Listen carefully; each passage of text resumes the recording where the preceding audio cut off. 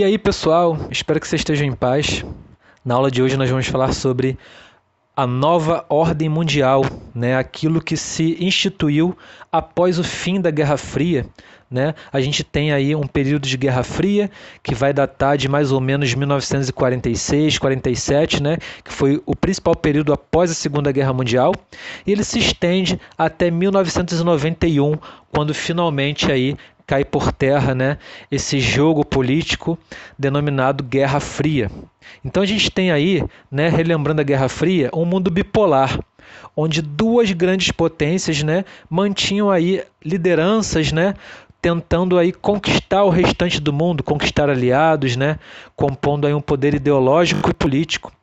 Eram elas Estados Unidos das Américas, EUA, e União das Repúblicas Socialistas Soviéticas, né? Os Estados Unidos representando o capitalismo e a União Soviética representando o então comunismo. E o mundo era dividido em três partes, né? Primeiro, segundo e terceiro mundos. Vamos lá. O primeiro mundo era um dos países capitalistas, aliado dos Estados Unidos da América. Ok? O segundo mundo, dos países socialistas, aliados à União Soviética. E o terceiro mundo, países que eram alvo de disputas entre as duas grandes potências acima.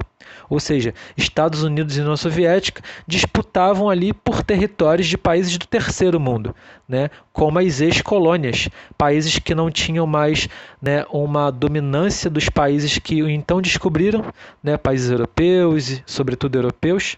Esses países não tinham mais, né, esses líderes sobre o seu comando. Então esses países se tornaram aí de terceiro mundo, sendo disputas pelos Estados Unidos e a União Soviética, ok? E após a Guerra Fria, após 1991, a gente vai ter aí chamado um mundo multipolar, porque outros polos, né, pelo mundo acabam também exercendo um poder de influência, né? Acabam ali sendo polos importantes, significantes. Eu digo que nem é um mundo multipolar. A gente vive hoje no mundo unimultipolar. Uni porque representa os Estados Unidos, que ainda estão na liderança, ainda é um país muito hegemônico, influenciador, né? E multipolar porque existem outros polos, né? Como a gente vê ali, o confronto econômico-comercial, disponibilidade de capitais, avanços tecnológicos, elevada produtividade, altos índices de competitividade, ou seja, hoje o mundo está competindo, os países cada vez mais competem entre si, a maximização dos lucros com a redução de custos, buscando incentivos fiscais, mão de obra barata em outro país que às vezes, né, vai oferecer essa mão de obra barata, que não é nem o seu próprio país, né, não é nem aquele país onde o governo está lidando com as pessoas, ele procura um outro país, né, para absorver, aproveitar essa mão de obra barata. E com isso tem o fortalecimento dos blocos econômicos. Países que unem forças, né, para tentar crescer cada vez mais suas economias. Okay? Então eles se unem com o intuito de fortalecer suas economias, seu poder também político, de persuasão, de influência. Eles acabam unindo-se, formando blocos econômicos dessa forma. Okay?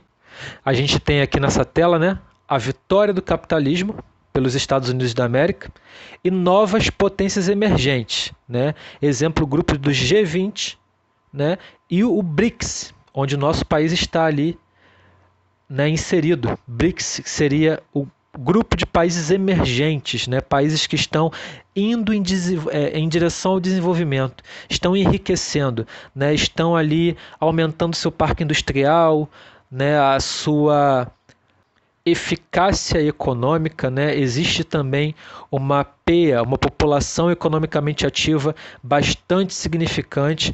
Então esses países representam aí os países emergentes, são eles: B de Brasil, R de Rússia, I de Índia, C de China e S de África do Sul. A gente sabe que África do Sul em português começa com A, mas aqui essa sigla, como foi criada em inglês, esse S de South Africa, ou seja, África do Sul, ok? Brasil, Rússia, Índia, China e África do Sul. Existe também a tríade da economia mundial. Nós temos três grandes blocos, né? Blocos significantes em relação aos seus continentes. Vamos lá. O bloco americano, onde o líder é os Estados Unidos da América do Norte, Central e do Sul. todo o continente americano é liderado pelos Estados Unidos. Existe também o bloco europeu, que é liderado pela Alemanha, né, que acaba ali envolvendo, influenciando a Europa Ocidental, parte da Europa Oriental e também da África. E existe o bloco asiático, onde o líder é o Japão, né, que ele influencia o sul e sudeste asiático, junto à Oceania também, né, como sobretudo os países Austrália e Nova Zelândia, lá na Oceania. Países desenvolvidos são aqueles ricos, considerados países centrais, países do norte, e também países subdesenvolvidos, considerados países pobres, países do sul. Lembram daquela linha, né, que parece a linha que onde destaca o norte como países ricos e destaca o sul como países pobres, e ela ainda dá uma curva para salvar a Austrália e Nova Zelândia. Assista uma aula anterior que vocês vão ver essa informação, ok? Onde eu falo sobre a regionalização política, geopolítica dos países no mundo. Então aí a gente tem a área de abrangência, ok? Aqui os Estados Unidos no bloco americano, aqui a Alemanha no bloco europeu, que por sua vez acaba envolvendo a África também, e aqui o Japão no bloco asiático, que também acaba influenciando e envolvendo a Austrália e Nova Zelândia na Oceania. Ok, pessoal? E em meio a tudo isso, acabou acontecendo a desintegração do bloco soviético junto à nova ordem mundial. Ok? Nós temos a fragmentação da Tchecoslováquia, de 1º de janeiro de 1993, e a Revolução de Veludo, né, onde esse país acabou tendo ali a deposição do socialismo, né, o socialismo acaba ali caindo por terra, mas de uma forma, né, sem nenhum tipo de conflito mais grave, de uma forma pacífica, civilizada, né, a Revolução de Veludo, conhecida pela deposição do socialismo aí nesse país. E a União Europeia aí tendo em 2004, né, o seu início. Nesse mapa a gente vê aí, né, a República Tcheca, que é a República Eslovaca. A gente tem aí essa divisão aí no mapa para a gente compreender em 1969 como estava. E a Iugoslávia, que por sua vez, né, teve essa desintegração. E aí a gente vê os territórios. Os eslavos do sul, região dos Balcãs, Sérvia, Eslovênia, Croácia, Bósnia e Herzegovina, Macedônia e Montenegro, mas Kosovo e Vojvodina, né? Teve aí esses territórios sendo aí impulsionados, criados a partir da desintegração, né, do que era a Iugoslávia. Okay? O idioma principal vem a ser o sérvio-croata, e as religiões ali representantes, significantes: católica, cristã ortodoxa, né, e islâmica. Ok, pessoal? E o socialismo real? O que se deu? A gente tem aí que o Estado se apropriou dos meios de produção, a burocracia, uma classe de privilegiados, fortalecimento da indústria de base e o desenvolvimento potencial bélico. Okay? Isso que se deu aí da situação do socialismo real. E os trabalhadores? Ficaram alienados do processo produtivo e a ineficiência das indústrias de bens de consumo, né, foi gritante nesse período. Houve também a queda do Muro de Berlim, muro esse que dividia a Alemanha em duas, né, uma Alemanha ocidental, capitalista, e uma Alemanha oriental voltada ao socialismo. Né? Essa queda fez com que a Alemanha fosse reunificada, né, tornando-se um país capitalista como hoje nós conhecemos. Foi em 9 de novembro de 1989 que houve a queda do Muro de Berlim, a reunificação da Alemanha, né? A Alemanha que antes era dividida, como eu disse agora, em oriental e ocidental, se uniu de uma vez por todas em 3 de outubro de 1990 e culminando com a extinção da União Soviética, né? União das Repúblicas Socialistas Soviéticas. Ela termina de uma vez por todas no dia 25 de dezembro, em pleno Natal, né, do ano de 1991.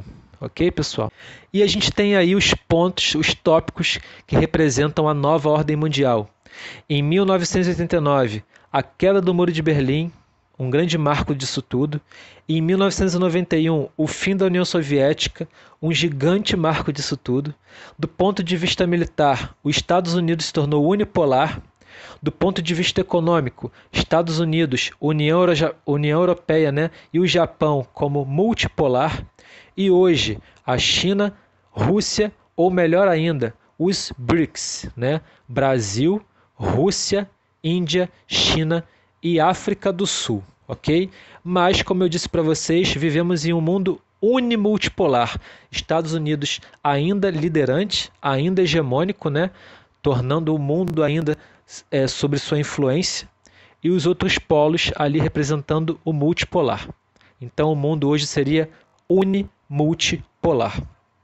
Ok, pessoal? Espero que vocês tenham gostado e, sobretudo, entendido. Qualquer dúvida, coloca no post. A gente se encontra numa próxima aula. Um abraço para vocês. Até lá.